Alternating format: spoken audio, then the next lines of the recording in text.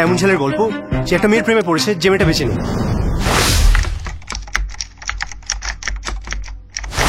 কিছু গল্প, কিছু সাহিত্য, কিছু সিনেমা তৈরি হয় চলতি ছকের বাইরে, মানে ওই গদবাঁধা গল্পের সিনেমা হয় না। হয়তো অনেকের বিরক্তও লাগতে পারে, এটা আবার কিরকম ধরনের সিনেমা হলো। হ্যাঁ, সেরকমই একটা সিনেমা নিয়ে আজকে কথা বলবো, তার পর্যালোচনা করব।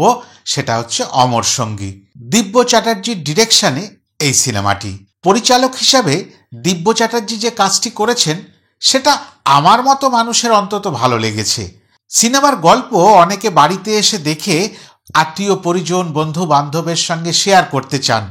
সেইভাবে কিন্তু গল্পটা কিছু শেয়ার করার মতো নয়, তবে তার মধ্যে অনেকটা নিজস্বতা রেখেছেন দিব্য চ্যাটার্জি, এবং যেটা রেখেছেন সেটা হচ্ছে একটা অভিনবত্বর ছাপ। যারা টিজার ট্রেলার দেখেছেন, গল্পটা তাদের কাছে একেবারেই ধরাছোঁয়ার মধ্যে। ওই টিজার ট্রেলারের মাধ্যমেই বুঝিয়ে দেওয়া গেছে যে একজোড়া কপোতি যারা ভালোবাসার বাঁধনে বহুদিন ধরে বেঁধেছিল, তাদের বিবাহের প্রস্তুতি চূড়ান্ত পর্যায়ে, এবং সেই সময় একটা দুর্ঘটনা ঘটে যায়। দুর্ঘটনা এতটাই মর্মান্তিক, বিবাহের কোণে তার মৃত্যু হয় ওই বলতে পারেন আইবুড়ো ভাতের অনুষ্ঠানের মাঝখানেই, এবং স্বাভাবিক করেই উভয় বাড়িতেই শোকের ছায়া নেমে আসে।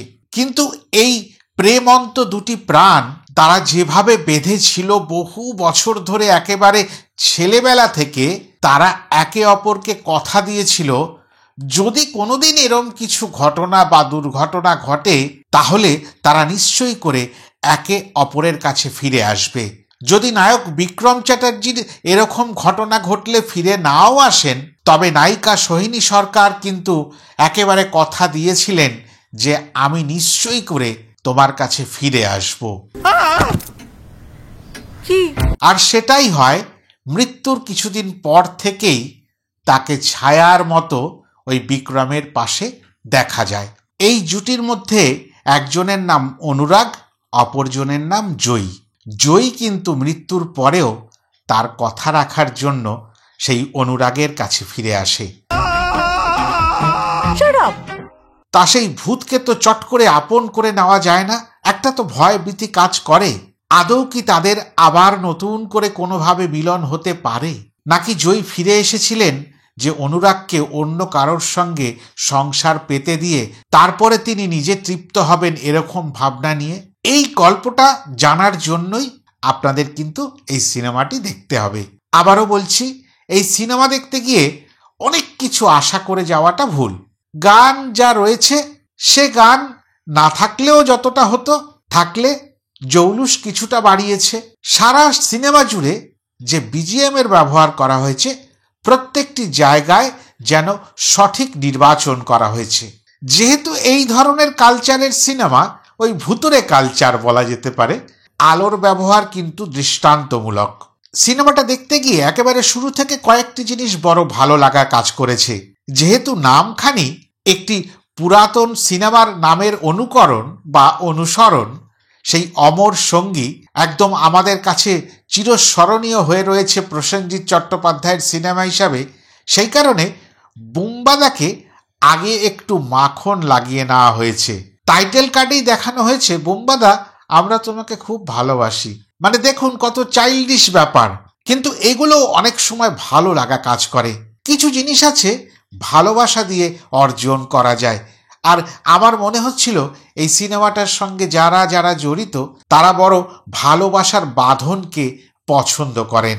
আরেকটি জিনিস ভালো লেগেছে, যেরকম লেখা থাকে না সত্য ঘটনা অবলম্বনে, শুরুতেই বলে দিয়েছে মিথ্যে ঘটনা অবলম্বনে। মানে কেউ যেন কোনোভাবে না বলতে পারে যে দেখো কিরকম একটা গল্প ফেঁদেছে, এই রকম গল্প কি বাস্তবে কোনোদিন কোনো সময় হতে পারে? সেই কারণে নিজেদের দায় ঝেড়ে ফেলে আর ওই কন্ট্রোভার্সি আর কাদা ছোড়াছুড়ি সোশ্যাল মিডিয়ায় তো বিশেষ করে হয়, সেগুলোর থেকে মুক্তি পেতে, নির্লিপ্ত থাকতে এই কাজটি খুব ভালো করেছেন মিথ্যা ঘটনা অবলম্বনে লিখে। ছবি দেখার ইচ্ছা নষ্ট করব না, গল্প বলবো না, তবে সিনেমার শুরু আর শেষ একই দৃশ্যের মধ্যে, আলেয়া আর ওই মৃত্যুর গল্প। কোথাও যেন মরণের ওপারেও একটা পৃথিবী রয়েছে, সেখানেও আনন্দ আছে, সেখানেও পাওয়া না পাওয়া আছে, সেখানেও চাওয়া আছে, ভালোবাসা আছে, প্রেম আছে, সবটা আছে।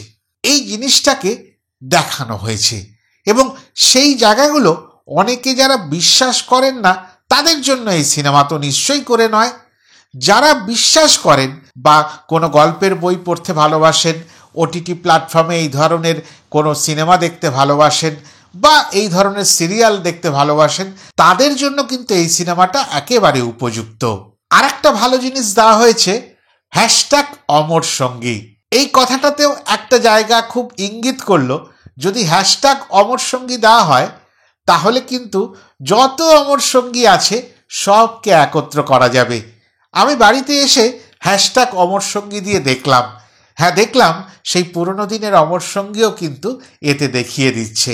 আর এই ধরনের ছোট ছোট বিষয়গুলোকে যখন প্রাধান্য দেওয়া হয় এবং ছুঁয়ে যাওয়া হয় তখন কিন্তু একটা অন্য ভাবনা প্রকাশ পায়। তবে মৃত্যুর পরে জয়ীর ফিরে আসাটা অনুরাগের কাছে কিন্তু একটা বড় প্রশ্ন ছিল। সেই জন্য তিনি বলেছিলেন এভাবেও ফিরে আসা যায়। ব্যক্তি জীবনে অনুরাগ কিন্তু একজন সুলেখক, তার গল্পের বই সবাই পড়তে ভালোবাসে। তিনি মূলত প্রেম ভালোবাসার গল্প লিখে অভ্যস্ত। তুমি তো প্রেমের গল্প লিখতে, এটাও প্রেমের গল্প, একটু অন্যরকম।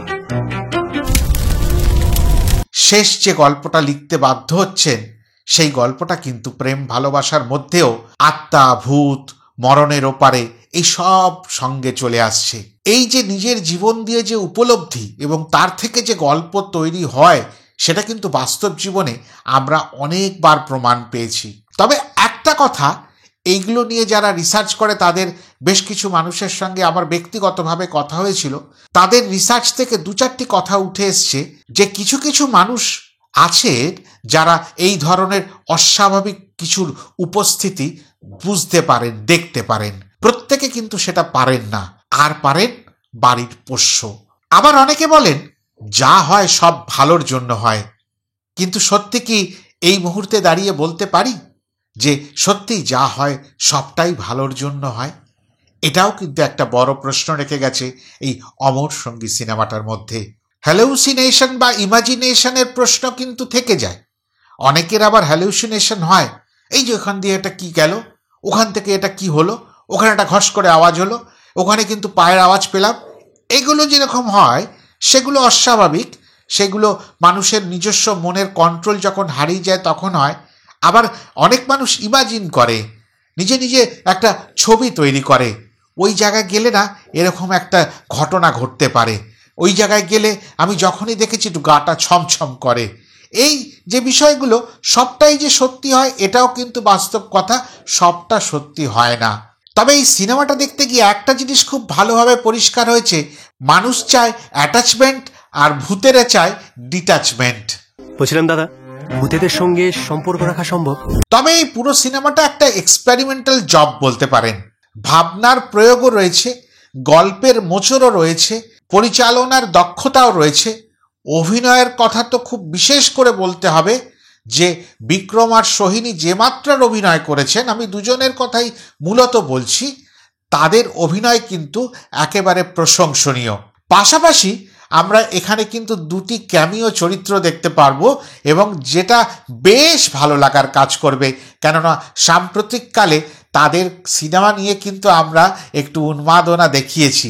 তারা দুজন যখন দুমেরুর থেকে এসে এই সিনেমাটার মধ্যে একটু আলো দিয়ে যাবে তখন এই সিনেমাটার মাত্রা একটু যে ওপরের দিকে যাবে সেটা বলে দেওয়া ভালো।